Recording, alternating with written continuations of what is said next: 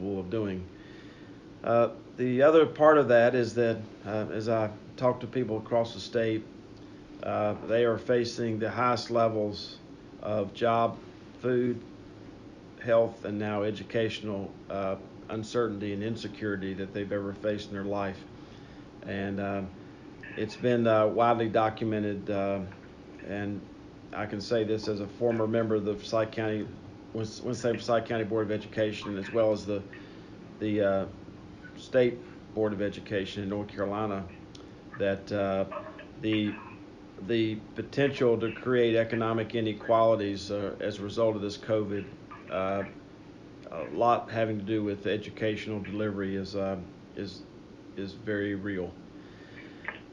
Just some tangential things. You have heard from time to time about how states continue to press for opioid settlements, and we do not have an opioid problem in the state health plan from our analysis, but we have been damaged by what has been going on in the opioid industry over the last 25 years, so more to come from that later. So with that, I'll be glad to answer any questions that anyone might have. Thank you, Treasurer. So does someone have a question for us? Hey, Treasurer Folwell, this is Julie from the Carolina Journal. Sorry to pull a bait and switch on you there. I was hoping to ask you for a statement on the governor's expected reopening announcement later today. Yeah, well, no bait and switch at all, Julie. Thank you for calling in.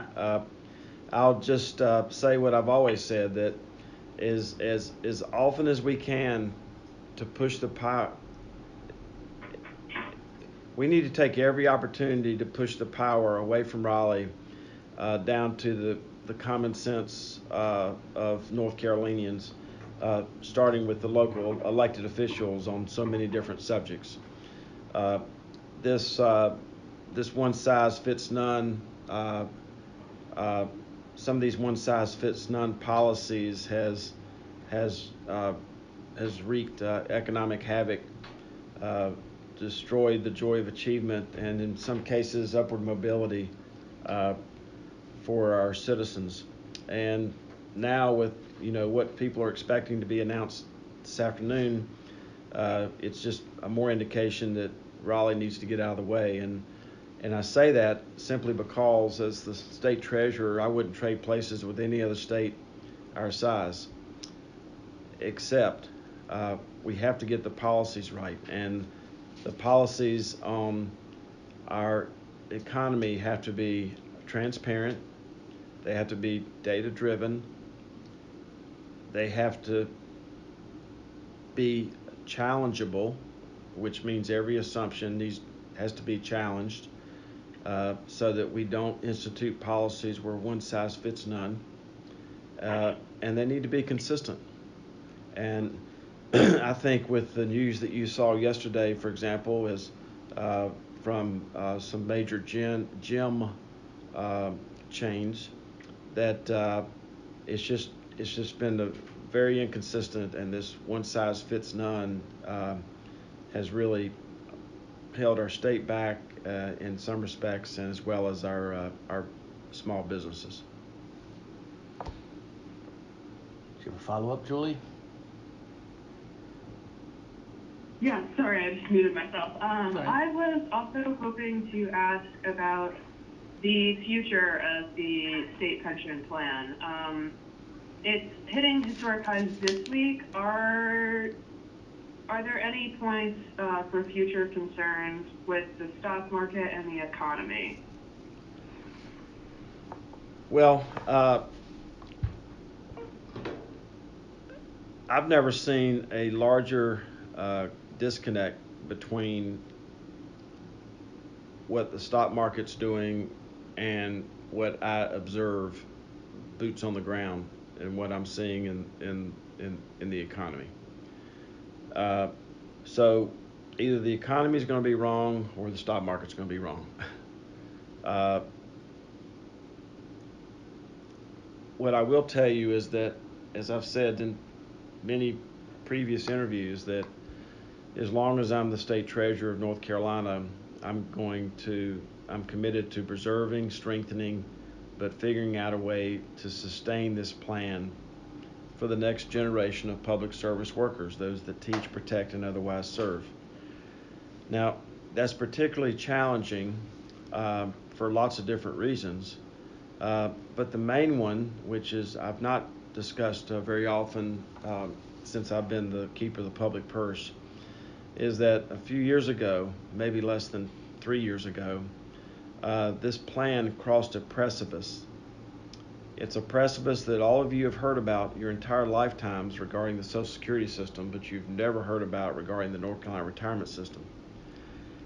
And I want to say this slowly and clearly because I have to even think about it 2 or 3 times before the words leave my lips. There are less people paying into the plan than are not. Does that mean that everybody who's not paying into the plan as an active employee is retired? No, that's not what that sentence means. It means that we have really 3 tranches of individuals who are in these plans. Those that are still working, like the people sitting in this room right now at the treasurer's office. Those that are retired who are drawing a pension check, but there's a whole nother group of people who are vested, no longer working for the state, but not yet retired. So crossing this precipice is, for most of people my age, is very similar to what we've heard all of our lives, that when the Social Security Administration started, there were 47 people paying in for everyone that was drawing. And then, of course, I think we're down to maybe 2 to 1 right now.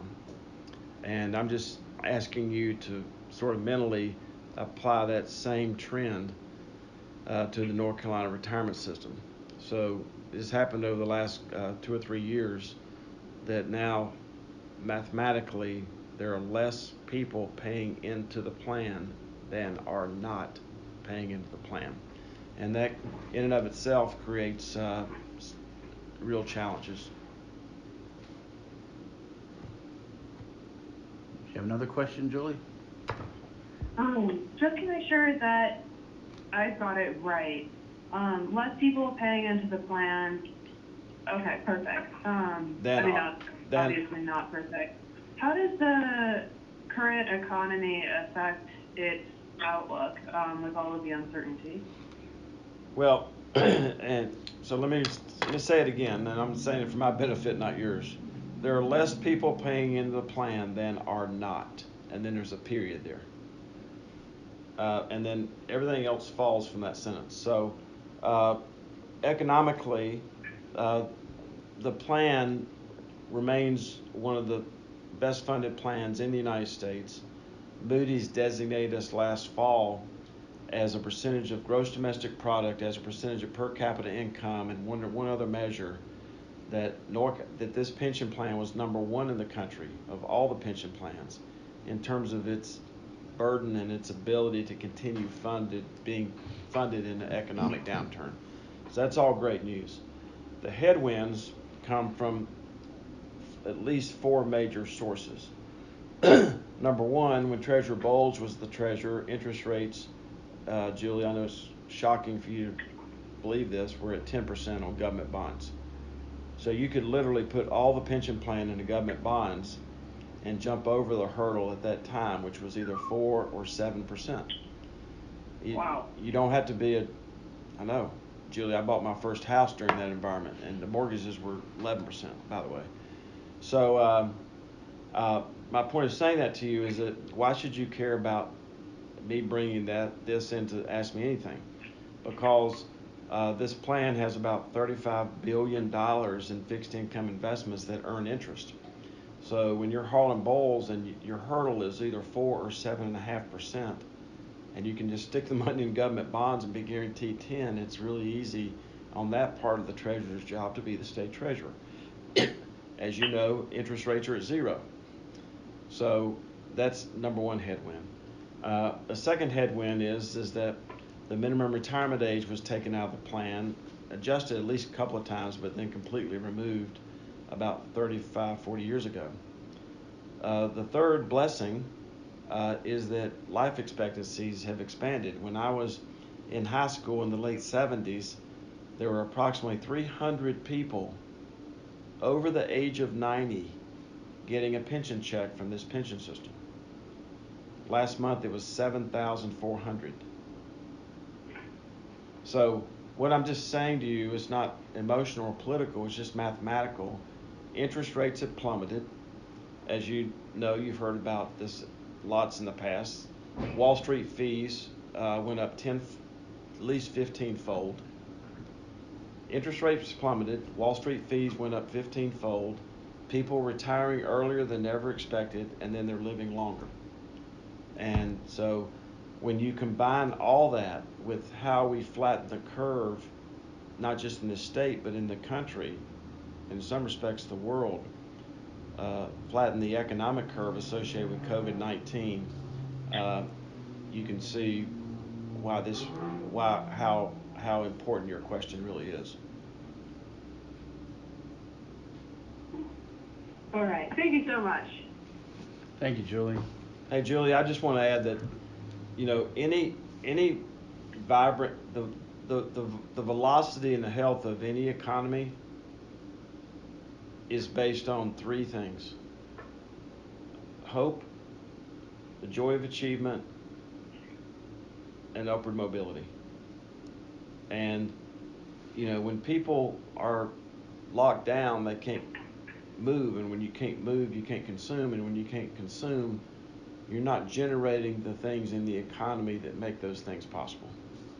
So that's why I said earlier, it's time in so many respects for Raleigh to get out of the way. Mm-hmm. Let the economy breathe. All right. Thank you again. Thank you, Julie. Are there other questions?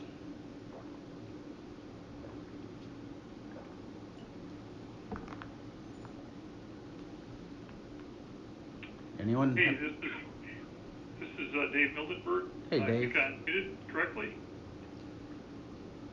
Pardon me? Can you hear me? Yeah, we hear you fine, Dave. How you doing? Good. Dale, there was talk of bond issue last week in the governor's proposed budget. Could you address that? What do you think is the time right for a $4 billion bond issue in terms of debt affordability? Thank you, Dave. I think really given my answer to the previous question that there's looking at the price of money is one thing, and looking at the ability to pay it back is another. And it all comes back to what I said earlier, Dave, about transparency, data, unintended consequences, the ability to challenge assumptions, and consistent policies. If as spoken about, if we are facing, somewhere between a $2 and a $3.5 billion budget shortfall, and that's just at the state level. And as you know, with an article that came out in Barron's this weekend, the counties and the cities across the United States are in what they predict is a $1 trillion hole. The first place you start with a bond issue is this time to gear up or gear down? And you can't be seduced by just the price of money when you're making that analysis. And that's why we have a debt affordability commission, of which I chair, and a debt affordability report. We all know that the DOT has maxed out its credit card for the next 10 years, but the state hasn't.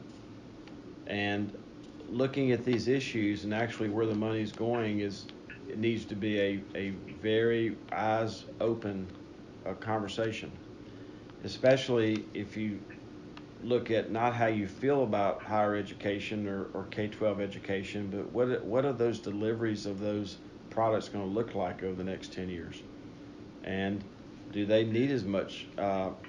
We know they need CapEx as far as repair on their existing buildings, but just what do all those models look like, and how can we pivot in light of how education may be delivered for the next 10 years? Dave, as you know, we are about to put the hundreds of millions of dollars of bond issuance in the oven that should be coming out sometime in the next 4 weeks in terms of its being bought and the pricing of that. And I suspect that the interest rates that North Carolina receives are going to be, some of the most magnificent interest rates in the whole country. But once again, it's not just the price of money; it's your ability to pay back not just the interest but the principal on top of that. Are those issuances related to past voter approved bonds? Yeah, they are, and I'm 100%. My belief and my track record is that any time that you put debt on the backs of the citizens of this state who are ultimately going to be asked to pay it back, it should be voter approved. Yeah. But just so I understood, you said there would be several $100 million of issuance that are going to be let in the next month or so. This is the third or fourth tranche of the Connect NC bonds. Yeah. Okay. I think it's $600 million, Dave. And, gotcha. And okay. Well, he'll send you the Dan or send you the press release on that on us getting that process going. It's a pretty long runway especially in a COVID world with disclosure councils, bond councils, Security Exchange Commission, and the like. Your press release noted the national average for statewide plans was a negative 44 basis points versus, was that the calendar year? Is that what you're talking about? Or was that for the quarter? I just was kind of wondering, what do you attribute the difference between that number and the positive numbers that you guys showed? That, if I could interject there, that was a study that was done by Equitable, which is the nonpartisan watchdog. And that was for the calendar year up through June 30th. Yeah. Right. Okay. Yeah. I'm sorry, I misread that. Yeah. I mean, is there anything we can point to as explaining that? Because that's a huge variance. Well, the first thing is that our plan, as has been with the previous state treasurers, is more conservatively managed. So, as everybody on this call knows, that when you lose 25% on your money, you've got to earn 33% to come back to being even. So when the market went down, over 35% in March and April and May, ours didn't go down as much. And so a lot of that has to do with we just didn't lose as much money as other people did. Secondly, we've had tremendous tailwinds from the duration of our fixed income portfolio, double-digit returns actually. So that's probably the two biggest answers. Gotcha. Yeah, and I just had one other question. Is the clear pricing project? Is there anything you could mention on that? What's going on? Is there anything new related to that? Yeah, we just put out a press release where we're going to go back through an open enrollment, so to speak, and to allow providers who did not get in on the initial window. We had nearly 25,000 providers who said yes. And let me and Dave, you know this as well as anyone being from Charlotte, Tryon Medical is a provider. but Triumph Medical probably has 140,000 lives in their practice right now. So even though they're one provider, they have 140,000 lives. So we've had 25,000 providers say yes to clear pricing. They want to get rid of secret contracts. They're willing to push the power down to the consumer so they can figure out the value and the price of what they're getting. We're reopening that window to see if there's other folks who want to come into clear pricing. But on top of that, the things that we're doing even while the window is opening is that we are going to be launching our bundle project next month. And this is where, and I'm sorry to hope this doesn't offend anybody with its simplicity, but I'm just a mechanic, so I think about the human body as carpentry, plumbing, and electrical. So the easiest place to start with carpentry is with knees, hips, and rotator cuffs. So we're going to be launching a very aggressive bundling so that people can, when they have knees, hips, or rotator cuff surgery, they know they can go to these particular places, and assuming there's no unintended consequence of their surgery or no premorbidity issues, that this is exactly what's going to cost them, period. It includes the titanium screws, the Band-Aids, the physical therapy, the surgeon, the facility, and everything, all in one price. On top of that, we are working with some of our providers, those that are part of the Clear Pricing Project already, on alternative payment arrangements.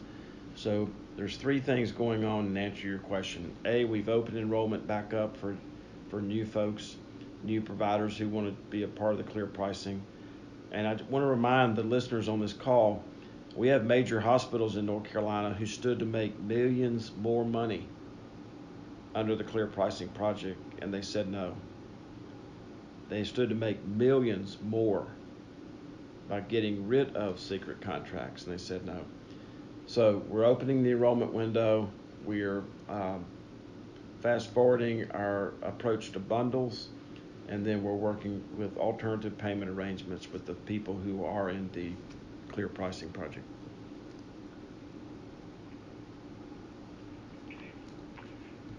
Thanks for your time. Well, I'm glad I'm able to answer the questions. So, Dan. Thank you, Dave. Are there any other questions for the treasurer?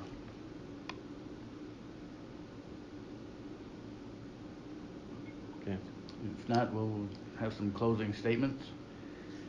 I just want to close this by talking about ethics. There's been a lot that you folks have reported on over the last few weeks and months regarding ethics in North Carolina. There's been a lot happening in the investment world with ethics.